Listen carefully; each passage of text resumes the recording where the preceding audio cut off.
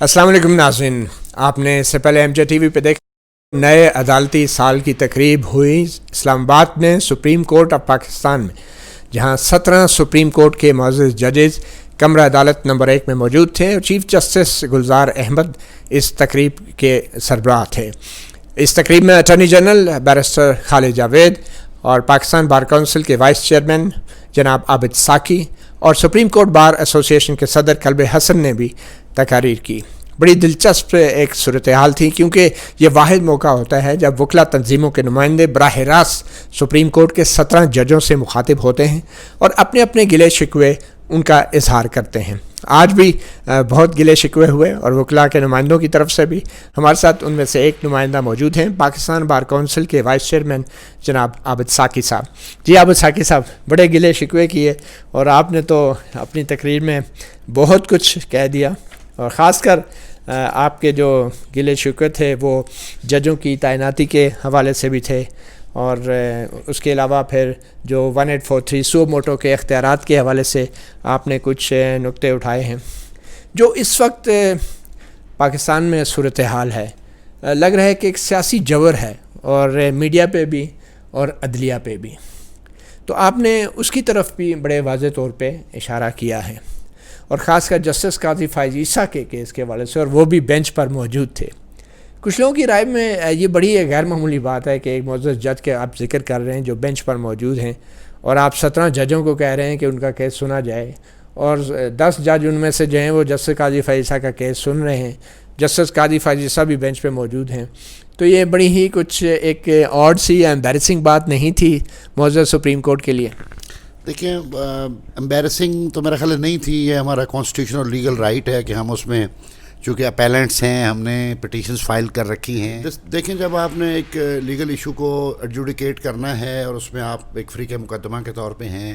تو ہم نے یہی استدعا کی کہ یہ جو کیسز ہیں قاضی صاحب کے کیس کے حوالے سے وہ ہمارے سماعت کے لیے فکس کیے جائیں، اور کچھ اور کیسز بھی ہیں جنرل پرویز مشرف کے حوالے سے جو جوڈیشل میٹرز پینڈنگ ہیں، اس کے لیے بھی ریکویسٹ کی ہم نے، اور کیسز اس کے علاوہ ایک لینڈ ریفارمز کا کیس بڑے عرصے سے آپ کو اندازہ ہوگا کہ یہ ضیاء کے دور میں شریعت کورٹ سے ایک فیصلہ لیا گیا تھا کہ لینڈ ریفارمز غیر اسلامی ہیں، جس کے نتیجے میں یہاں جاگیردار جو ہیں وہ اپنی لینڈ ریفارمز کے تحت جو لوگوں کو ملی ہوئی زمینیں تھیں ان پہ بھی انہوں نے واپس قبضے کیے، اور یہ بڑے بڑے تمندار جاگیردار جو تھے وہ اب اسلام کے نام پر لوگوں کی اراضی اور لوگوں کی زندگیوں کا استحصال کر رہے ہیں۔ تو وہ فیصلے کے لیے ریوزٹ کے لیے ہم نے، وہ پینڈنگ ہے میٹر، ہم نے کہا ہے کہ اس فیصلے کو جلد از جلد فکس کر کے اس کو ایڈجوڈیکیٹ کیا جائے۔ کم از کم لینڈ لیس ہاریز جو ہیں، جو پیزنٹس ہیں اور جو مخلوق خدا زمین کاشت کرتی ہے، ان کو ان کا کھانے کے لیے اپنا حصہ نہیں ملتا، تو ان کے رائٹ کو ہم آئینی اور قانونی طور پر پروٹیکٹ کرنے میں اپنا ایفرٹ کریں، اپنی کنٹریبیوشن کریں۔ یہ جو سو موٹو پاورز کے حوالے سے آپ نے کہا کہ آئین نے جو اختیارات دیے ہیں سپریم کورٹ کو، وہ چیف جسٹس استعمال نہیں کرتا بلکہ سپریم کورٹ استعمال کرتی ہے، تو آپ کیا کہنا چاہ رہے تھے؟ 17 ججوں کے سامنے آپ نے کہہ دیا کہ جو موجودہ طریقہ استعمال ہے سو موٹو پاورز کا وہ ٹھیک نہیں ہے۔ بالکل، یقیناً ہم سمجھتے ہیں کہ وہ ٹھیک نہیں ہے، اس لیے کہ پھر آپ سلیکٹیو کیسز میں صرف سو موٹو نوٹس لیتے ہیں جس میں آپ کی مرضی ہوتی ہے، اس کو کوئی اس کا ایز اے پرنسپل کوئی اسٹرکچرڈ پرنسپلز نہیں ہیں کہ کون سے ایسے کیسز ہوں گے جن میں سو موٹو کیسز سپریم کورٹ لے گی۔ اب آپ کے سامنے ہے کہ جس کیسز میں سپریم کورٹ پسند فرماتی ہے وہ اس کی میں سو موٹو لے لیتی ہے، اور باقی اس سے بڑے میگا سکینڈلز بھی سوسائٹی میں آتے ہیں، موجود رہتے ہیں۔ ابھی آپ کے سامنے ہیں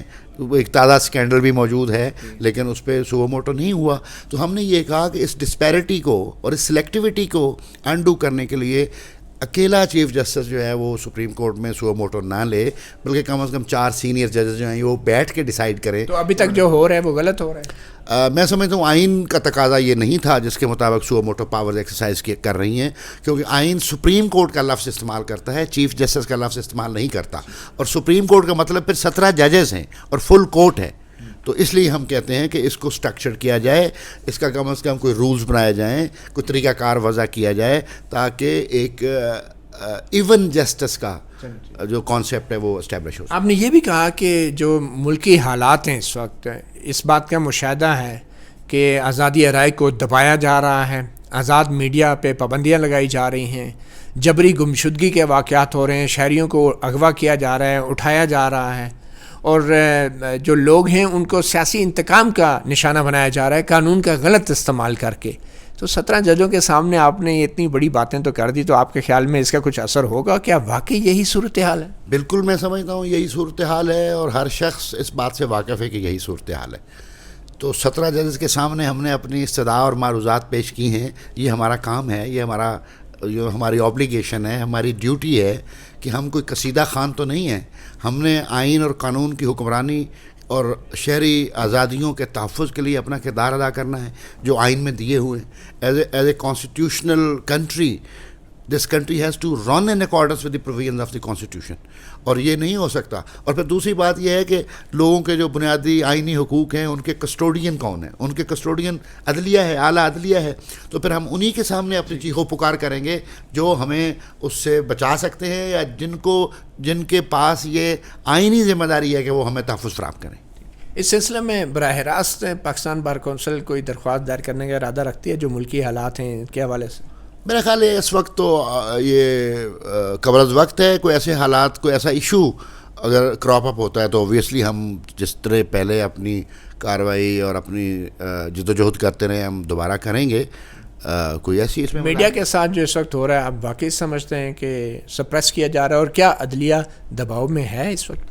بظاہر تو یہ لگتا ہے کہ عدلیہ دباؤ میں ہے, اور میڈیا میں جو کربز ہیں اور میڈیا میں جو سینسرشپ ہے اور جس طرح پھر اکاؤنٹیبلٹی کا پروسیس ہے, اور وہ پروسیس اتنا ایکسپوز ہو چکا ہے. یعنی مسٹر جسٹس مقبول باقر صاحب کے فیصلے کے بعد میرا خیال ہے کہ جو اکاؤنٹیبلٹی کا پروسیس ہے اس کا تاثر بری طرح مجروح ہوا ہے, اور یہ ہم اس بات پر کنونس ہیں کہ وہ ججمنٹ جو ہے وہ بالکل بنیادی حقائق اور زمینی حقائق کو مد نظر رکھ کر دی گئی ہے, اور یہی صورتحال اس وقت ملک میں جاری ہے. حسنات ملک صاحب, آپ بھی سپریم کورٹ کو کور کر رہے ہیں کافی سال سے. جو آج تقریب میں پاکستان بار کونسل کے وائس چیئرمین عابد ساکن صاحب نے جو باتیں کی ہیں, اٹارنی جنرل نے جو تقریر کی ہیں, تو آپ سمجھتے ہیں کہ ان باتوں سے آپ کو کیا تاثر ملا ہے؟ کیا واقعی غیر معمولی حالات ہیں جو کہ عدلیہ اپنی ذمہ داری ان غیر معمولی حالات میں نبھا نہیں پا رہی؟ جی بالکل مطیع اللہ جان صاحب, کیونکہ ہم نے دیکھا ہے کہ اٹارنی جنرل نے بھی وہی باتیں تقریباً انڈائریکٹلی کی. سپریم کورٹ بار کے صدر قلب حسن صاحب نے اور عابد ساکی صاحب نے, پاکستان بار کونسل کے وائس چیئرمین, تقریباً ان کی سب کے ایک کنسرن جو ہے, جو ملک میں جو کچھ حالات ہیں, جس طرح اکاؤنٹیبلٹی کی صورتحال ہے, جب میڈیا کے حوالے سے اٹارنی جنرل نے پہلی دفعہ میں نے 10 سال میں دیکھا ہے کہ جو top law officer of the country, جو آرٹیکل 100 کے تحت ایک آئینی عہدے پہ ہے, اس نے یہ باتیں کی ہیں کہ جی اس میڈیا کے حوالے سے بات کی, یا اس کے علاوہ اور بھی جو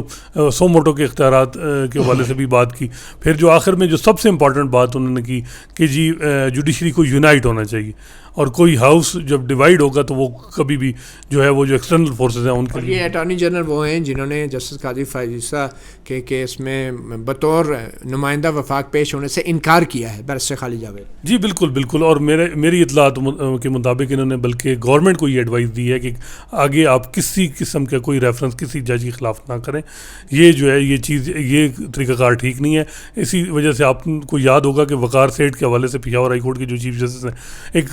پریس کانفرنس ہوئی تھی, اس کے بعد جو ہے وہ معاملہ رک گیا اور کوئی کسی نے ریفرنس ان کے خلاف نہیں دائر کیا. تو یہ بہت اچھی بات ہے میرا خیال ہے کہ جو اٹارنی جنرل انڈیپینڈنٹلی جو ہے وہ جو چیزیں آبزرو کر, اور وہ جو اپنے لمٹ میں رہ کے وہ ساری چیزیں بتا رہے ہیں. لیکن سب سے امپورٹنٹ بات جو مطیع اللہ جان صاحب, وہ چیف جسٹس صاحب کی جو بات تھی کہ جی جو عدلیہ ہے وہ کوئی عدلیہ آزاد نہیں ہو سکتی جب تک وہ ایکسٹرنل فورس, ایکسٹرنل جو پریشر ہے اس کے ہوتے ہوئے کوئی جو ہے وہ عدلیہ جو ہے آزادانہ کام نہیں کر سکتی. تو یہ بڑی انہوں نے بات کی, اور وہ میرا خیال ہے اس سے زیادہ وہ کیا کہہ سکتے تھے. انہوں نے بات پہنچا دی کہ جو ایکسٹرنل پریشر ہیں وہ ہیں, اور وہ انڈیپینڈنٹ جو ایکٹ ججز کا ہے اس میں وہ ایک ہرڈل ہیں. تو وہ, اور اس کے بعد انہوں نے کہا کہ جی ہم کوئی بھی جو ایفرٹ ہوگی جو انڈرمائن جوڈیشری کی, ہم اس کو نہیں ہونے دیں گے. تو یہ بات بھی انہوں نے کی. وہ میرا خیال ہے وہ پیراگراف بہت امپورٹنٹ تھا موجودہ حالات کے تناظر سے دیکھا جائے. تو اپنا عابد ساکن صاحب چیف جسٹس کا بھی یہ کہنا کہ بغیر بیرونی دباؤ کے کوئی بھی عدلیہ آزاد نہیں ہو سکتی، اور ججز پہ بھی انہوں نے بالواسطہ طور پہ تسلیم کیا ہے کہ دباؤ ہے، اور حالانکہ چیف جسٹس عام طور پہ ہر تقریب میں ایسی تقریروں میں کہتے ہیں کہ کوئی دباؤ نہیں ہے، ہم آزاد ہیں، لیکن اس بار چیف جسٹس نے ایسا نہیں کہا، بلکہ یہ کہا کہ بیرونی دباؤ نہیں ہوگا تو تب ہم آزاد ہوں گے۔ آپ چیف جسٹس کے ان ریمارکس کو کیسے دیکھتے ہیں؟ میں سمجھتا ہوں کہ چیف صاحب نے اس پیرایا اظہار میں جو کچھ ارشاد فرمایا ہے، لیکن اس پہ میرا موقف ہے کہ جو اوتھ کے لفظ ہیں، جج صاحبان کے اوتھ کے لفظ ہیں کہ وہ کیسز کو without fear and favour decide کریں گے۔ اب فیئر کا لفظ جو ان کے اوتھ میں آیا ہوا ہے، اس کا مطلب کیا ہے؟ فیئر کا مطلب کسی طاقتور طبقے اور طاقتور حلقے سے خوفزدہ ہوتا ہے انسان۔ سپریم کورٹ لیٹیگینٹ سے تو خوفزدہ نہیں ہوتی، اس لیے ان کے اوتھ کے اندر یہ چیز موجود ہے کہ وہ کسی بھی طاقت، اور انہوں نے اس کا حوالہ دیا کسی بھی طاقت سے متاثر ہوئے بغیر اور سرنڈر کیے بغیر اپنی پاورز کو وہ اپنا جو فرض منصبی ہے اس کو ادا کریں۔ آئین کا یہ انہوں نے کہا کہ آئین کا یہ تقاضا ہے، انہوں نے یہ نہیں کہا کہ ہم کریں گے، انہوں نے ایک ریمائنڈر دیا کہ آئین کا یہ تقاضا ہے، تو اوبویسلی یہ ایک سیلف کانشیسنیس کے بعد ہی انہوں نے یہ بات کی ہے، تو میں اس کو خوش آئند سمجھتا ہوں کہ انہوں نے اس پہلو کو ٹچ کیا ہے، اور اس پہلو کو انٹرٹین کرنے کے بعد اس سے نپٹنے کا یا اس سے انگیج ہو کے ان چیزوں کو اپروپریٹ انداز میں چلانے کا انہوں نے۔ اچھا عابد ثاقب صاحب، پاکستان بار کونسل جو آپ کی وکلا کی تنظیم ہے، اس نے 17 تاریخ کو آل پارٹیز کانفرنس بھی بلا رکھی ہے، تو کون سے بڑے چیلنجز ہیں جن پہ بات ہوگی، اور سیاسی جماعتوں کا کیا رسپانس ملا ہے ابھی تک آپ کو اس آل پارٹیز کانفرنس کے حوالے سے جو بار کونسل نے میزبانی جس کے لیے کی؟ جی تھینک یو متی بھائی، وہ 17 سپٹمبر کو ہم اسلام آباد میں کانفرنس کر رہے ہیں، آل پارٹیز کانفرنس ہے، جس میں ہمارا ایجنڈا ہے کہ اعلیٰ عدلیہ میں ججز کی تعیناتی کا طریقہ کار، اور اکاؤنٹیبلٹی کا اور احتساب کا موجودہ طریقہ کار، اور سول لبرٹیز کی موجودہ صورتحال، اس کے اوپر ہم پولیٹیکل پارٹیز کو انوائٹ کر رہے ہیں، اور تمام میجر پولیٹیکل پارٹیز نے ہمیں کانسنٹ دی ہے، اور وہ آئیں گے اور پارٹیسپیٹ کریں گے، اور ہم ایک کنسنسس ڈیولپ کرنے کی کوشش کریں گے کہ یہ جو تینوں ایشو ہیں، پارلیمنٹ کے اندر بیٹھی ہوئی پارٹیاں اور پارلیمنٹ کے باہر بیٹھی ہوئی پارٹیاں، کس طرح کا ایک مشترکہ اعلامیہ اور مشترکہ سوچ ہم جنریٹ کرتے ہیں کہ ہم ان تینوں چیزوں کو ایڈریس کر سکیں، ایشوز کو، کہ اپوائنٹمنٹ آف ججز کا پروسیس جو ہے وہ کس طرح میرٹ بیس اور ٹرانسپیرنسی کے ساتھ کیری آؤٹ ہو، اکاؤنٹیبلٹی کا پروسیس جو ہے وہ سلیکٹیو اکاؤنٹیبلٹی نہ ہو، وہ سیاسی دشمنوں کو نیب لا کے مس یوز اپلیکیشن کے ساتھ ان کو آپ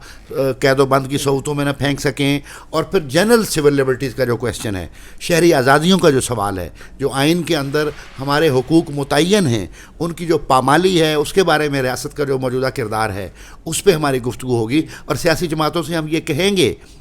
کہ آپ ان تمام ایشوز کو پارلیمنٹ کے اندر اور پارلیمنٹ کے باہر ان کے پولیٹیکل ریزولوشن کے لیے آپ سول سوسائٹی کا، لائرز کمیونٹی کا، جرنلسٹ کا، مزدوروں کا، کسانوں کا اور اس ملک کے محروم طبقات کا ساتھ دینے کے لیے اپنی آواز بلند کریں، اور اپنے مائنر کمپرومائزز کے دائرے سے باہر نکلنے کی کوشش کریں۔ آپ نے حکمران جماعت تحریک انصاف کو دعوت دی؟ جی میں نے ڈاکٹر فروغ نسیم صاحب کو خود فون کر کے ان سے ریکویسٹ کی ہے کہ وہ تشریف لائیں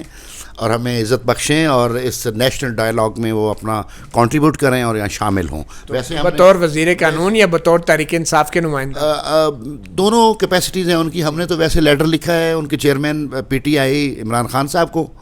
ان کی اپنی یعنی لیڈرشپ کی کیپیسٹی میں لیٹر ان کو بھیجا ہے ہم نے انویٹیشن کا، لیکن اگر وہ خود نہیں تشریف لائیں گے تو ظاہر ہے اپنی کسی نمائندے کو آپ نے عمران خان صاحب کو انوائٹ ظاہر ہے ہم نے پارٹی ہیڈ کو انوائٹ کرنا تھا، لیکن چونکہ ان کی مصروفیات ہو سکتی ہیں ریاستی سطح پر، تو پھر میں نے پرسنل ریکویسٹ کی ڈاکٹر فروغ نسیم صاحب کو، وہ ہمارے کولیگ بھی ہیں،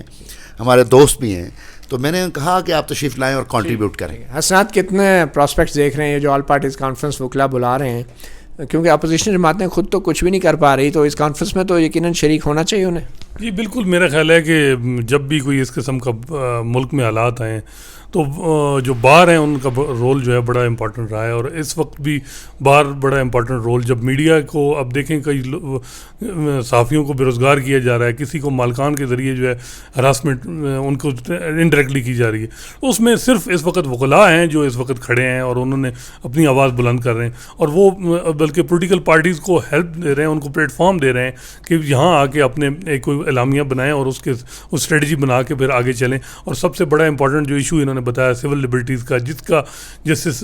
مقبول باقر صاحب نے اپنی ججمنٹ کا بھی ذکر کیا کہ جو سول لبرٹیز کے حالات ہیں ملک میں، 2 سال سے لوگ جو ہیں بغیر یہ جو جیلوں میں ان کے پولیٹیکل وکٹمائزیشن ہو رہی ہے. اس حوالے سے میرا خیال ہے کہ یہ ان کا بہت امپورٹنٹ رول ہے اور ہسٹری میں یہ یاد رکھا جائے گا. بہت شکریہ حسنات ملک اور جناب Abid Saqib vice chairman Pakistan bar council. M J T V پہ آپ نے سنا آج نیا عدالتی سال کا آغاز ہو رہا ہے. سپریم کورٹ کے 17 ججز کمرہ عدالت نمبر 1 میں موجود تھے اور انہوں نے وہ بہت سی باتیں سنی جو بہت کم جو ہے سننے کو ملتی ہیں اپنے ہی وکلا نمائندوں کی طرف سے. اور اٹارنی جنرل فار پاکستان نے بھی بہت کچھ کہا، بین السطور کہا، مگر کہہ دیا. اب دیکھنا یہ ہے کہ آنے والا سال ہماری سپریم کورٹ کے لیے، ہماری وکلا تنظیموں کے لیے، ہماری سیاسی جماعتوں کے لیے، سول سوسائٹی کے لیے اور خاص کر پاکستان کے میڈیا کے لیے کیا لے کر آتا ہے اور اس میں عدلیہ کس حد تک اپنی آئینی اور قانونی ذمہ داریوں کو نبھا پاتی ہے. مطیع اللہ جان، ایم جے ٹی وی سے اتنا ہی. اجازت دیجیے. اللہ حافظ.